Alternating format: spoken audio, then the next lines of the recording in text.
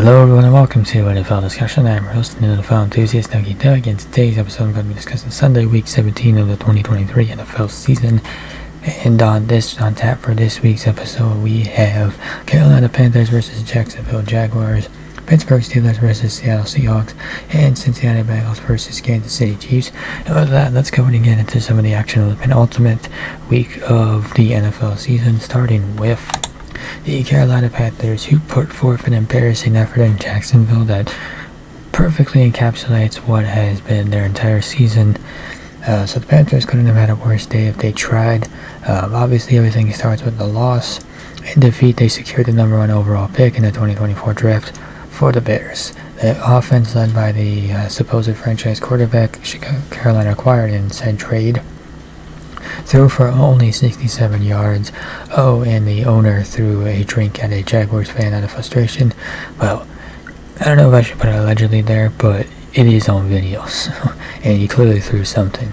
So, I mean, I understand the frustration, but that's a bit too much. Every move the Panthers made from the start of this past offseason until now appears to have been a mistake, and they're far worse now than they were at the same point last year. The Panthers are stuck, and they must overcome all the decisions they have made that led them to this point. They must fight to make sure Bryce Young's career doesn't go in the tank. Now that previous statement might seem rather obvious, it's like a rather duh sort of thing, and maybe a bit hyperbolic, but bad situations can ruin a talented quarterback. Sunday's effort showed how bad it's gotten in Carolina. The Panthers need to bring in a head coach who can right the sinking ship. Who that will be, who knows? They tried a guy with some experience, and that clearly didn't work out for them. So how will they turn things around will be one of the more fascinating storylines to watch. What are they going to do in free agency, because they're limited in terms of what they can do with the draft? Will the GM still be around? Will the Panthers owner still be at games? I mean, it's just an absolute disaster in Carolina here. And it's just not working out well for anybody. And I think ultimately, this is a great reminder that the NFL really should consider letting teams who are mathematically eliminated from the postseason just call it early, end their season early, start their off-season vacations early. There's no reason for the Panthers to be playing a full 17-game slate, because you're not really seeing anything other than just bad football consistently. Jacksonville Jaguars. So without Trevor Lawrence, they were able to lean on their defense and shut out the Panthers, winning 26-0. So understandably, Trevor Lawrence didn't want to miss a game for the first time in his football career, but due to his current shoulder injury, he was unable to take the field. And that proved no problem for the Jaguars here. C.J. Beathard was C.J. Beathard was the backup for the Jaguars, so he was inserted into the starting lineup and really didn't have to do much, as the Jaguars defense dominated the Panthers. The defense only allowed 124 yards and won a third down conversion while generating 6 sacks, including 3 from Josh Allen. Josh Allen should also get a shout out as well. He set the Jaguars franchise record with 16.5 sacks this season. Obviously, the Panthers are a team that is a dumpster fire. As a division leader, Jacksonville should have dominated this game. They did, even though sometimes things can go off the rails without the starting quarterback. But give credit to C.J. Beathard. He knew his role, and he didn't make any mistakes. The defense came to play, and the Jaguars still hold an edge for the AFC South crown. They don't get it because the Colts and Texans also won as well. I don't know who, so I guess we'll find out next week who takes the AFC South. Will it be the Jaguars? Will it be the Colts? Will it be the Texans? And will whoever doesn't take the crown, will they still find a way to make it into the postseason? I guess we shall see. Pittsburgh Steelers. So questions about Mike Tomlin's future can be effectively silenced now, and I think ultimately it has, and so questions about his future can be silenced, as he will remain in Pittsburgh for the foreseeable future. That's not, So amid mid-season struggles, skeptics wonder if Mike Tomlin's 17 tenure with the team had finally run its course. Every great head coach does have a ceiling. Between weeks 11 and 15, the Steelers had not scored more than 18 points in the game. They fired offensive coordinator Matt Canada and went 1-4 in that stretch. Pittsburgh looked well on the way to its first losing season in Talon. Before Week 16, the Steelers tagged Mason Rudolph to be their starting quarterback, and have now won consecutive games, scoring 30-plus points in both outings. The Steelers could finish the campaign with a double-digit win total for the first time since 2020.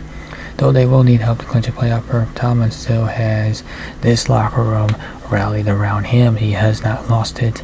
That'd be a hard thing for him to do, but any coach can lose a locker room when the season is bad.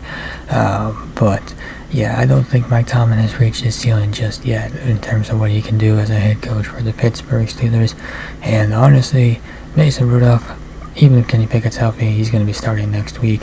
Now, what does that mean for the future going forward? Well, it means that Mitchell Trubisky will not be an option on their center. Would not be surprised if the Steelers let him go. But what about Kenny Pickett, the guy they drafted in the first round? Well, he has not played like a franchise quarterback, whereas Mason Rudolph has done more in 2 games than Kenny Pickett has done all season. So I feel like the answer kind of is rather obvious in terms of what do you do at quarterback. Seattle Seahawks. Underachieving scoring offense puts them in a tough spot as they are now on the outside looking in for a postseason spot. So the Seahawks, like I said, outside looking in after this loss. And next week they'll need to beat the Cardinals and have the Packers lose to reclaim the number 7 seed. Seattle can blame its underwhelming scoring offense for its position of needing help for a playoff berth. The Seahawks haven't scored more than 23 points in the game since Week 13 against the Cowboys. In the first meeting, the Cardinals settled 1-20-10. On Sunday, Arizona beat the Eagles on the road. If the Cardinals can carry over their offensive production into next week, they can play spoiler and keep their division rival in the playoffs regardless of what happens in the other games. So, yeah, Seattle was a team that pretty much played itself out of postseason contention with just poor play, offense, defense. And, Arizona is not a team to take lightly. They are a very competitive bunch, and they can certainly pull one over. They did it against the Cowboys early in the season without Kyler Murray. They did it on the road against the Eagles with Kyler Murray. And the last time the Seahawks played, the Cardinals, they did win. But that was without Kyler Murray. Kyler Murray is on a bit of a roll to end the season. Cincinnati Bengals. So even though the magic of Jake Browning wore off, he's still a viable backup for the Cincinnati Bengals, and definitely a guy that they're going to want to keep around. So Jake Browning put himself on the radar with his performance against the Jaguars in Week 13, throwing for 354 passing yards and scoring 2 touchdowns. Unfortunately for the Bengals, Browning lost some of his luster over the past 4 weeks, throwing 6 touchdowns and 5 receptions in that span. Overall, Browning hasn't had a bad stretch, but he turned the ball over 3 times, now lost to the Steelers, and struggled to move the ball through the air in Sunday's loss to the Chiefs. In fairness to Browning, Kansas City sacked him 6 times. The Bengals offensive line deserves some fault for the defeat. On the bright side, Browning has shown that he can fill in if necessary for Joe Burrow, who's missed at least 6 games in 2 of his 4 seasons. The Bengals don't have to hit the panic button if Burrow goes down with an injury. Browning can rack up respectable passing numbers in big spots. He's thrown for 9 touchdowns and 6 interceptions in 8 games, while completing at least 67% of his passes in 5 of his 6 starts.